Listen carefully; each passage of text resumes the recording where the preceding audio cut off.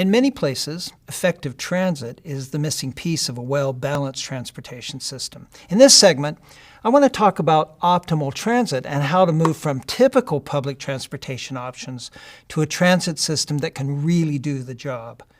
Let's start with conventional buses. Obviously, they're essential to any transit network. There are so many places where heavier transit just can't be justified by the expected ridership. A bus system offers flexibility as demand geographically shifts in a city or suburb.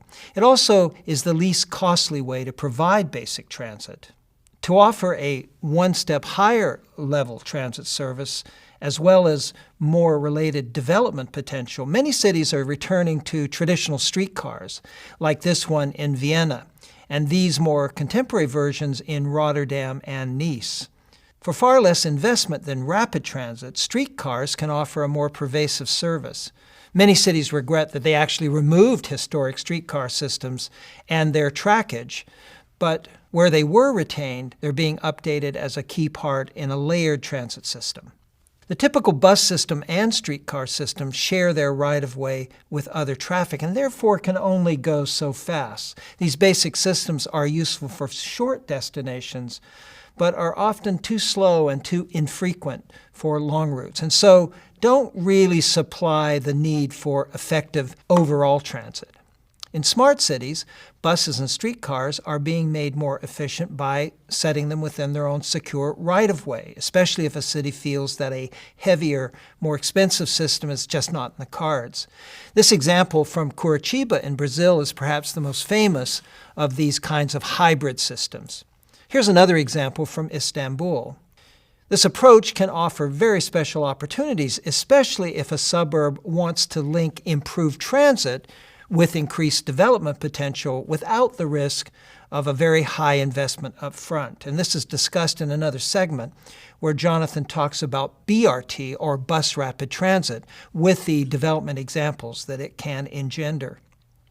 Just a slight step up from this is light rail. This example is from Vancouver. Light rail is a familiar technology somewhere between a train and a traditional streetcar. Light rail trains generally have their own right-of-way or exclusive transit lane and stop much less frequently than traditional streetcars. Here's how that Vancouver LRT system snakes through that city. Many of the new transit systems in the United States and Canada are light rail, like those in Dallas, San Diego, and Portland, which you'll remember that we described in the first week also has a local streetcar as a downtown distributor.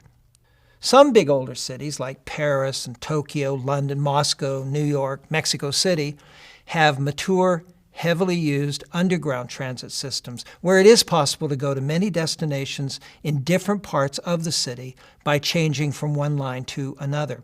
This is a picture from the metro in Moscow, which is actually one of the most heavily used systems in the world.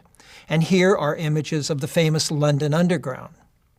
Rail transit systems in the United States and Canada, whether they are light rail or heavy rail, are usually limited to radial corridors with lines converging at the traditional business centers, usually the city core.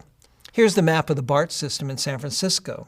There's usually a reasonably good feeder bus system in these cities, but critics of transit point out that in a modern metropolitan area, there are now many important destinations reachable by highways that are outside rapid transit service areas.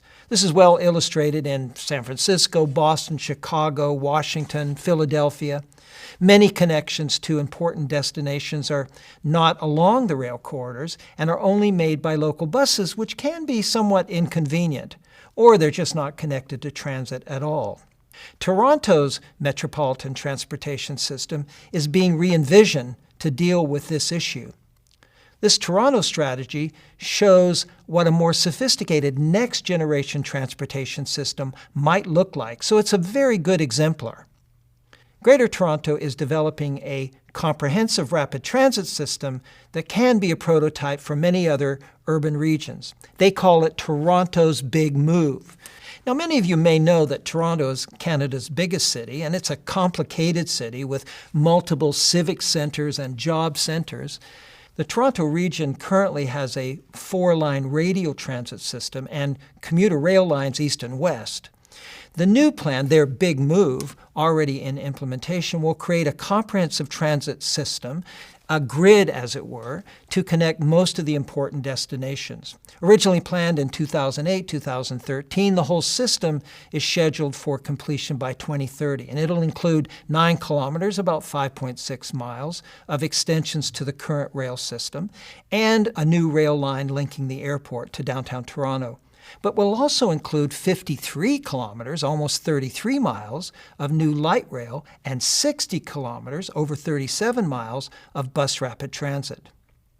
As you see in this table, the big move plans to more than double transit users, as opposed to a much more modest increase to be expected based on population growth and current development trends with the typical radial configuration.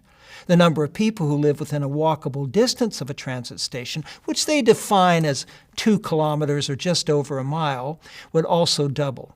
The percentage of people commuting to work by transit, augmented by walking or cycling, already high by North American standards, is predicted to rise substantially. This statistic really recognizes that transit is needed to make walking and cycling part of a commute to work for many more people.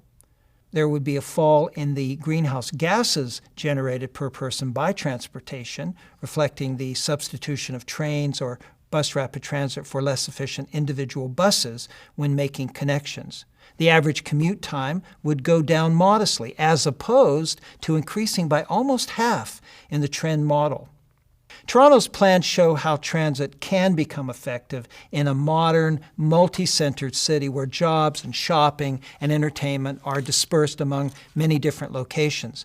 The yellow lines in this figure represent extensions to the existing radial system shown in red and green, which on completion will create a comprehensive grid system where many different trips are possible. What's especially interesting is that most of the new elements are light rail and bus rapid transit, not necessarily an extension of that heavy rail system.